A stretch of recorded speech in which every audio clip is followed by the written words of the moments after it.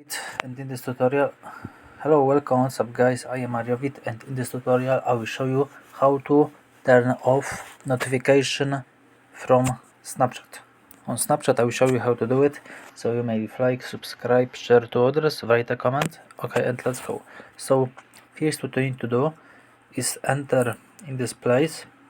Next you click in this circle right here.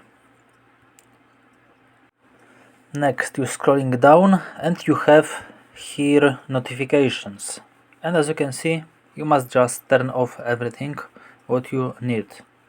Bitmojis in notification, stories from friends, trending public content, friend suggestions, mentions, memories, friend birthdays, message reminders, creative effects and others.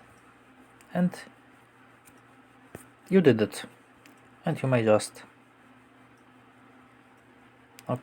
exit from this place, and that's all. So thanks for watching. You may leave like, subscribe, share to others, write a comment. Bye bye, see you next time. Thanks.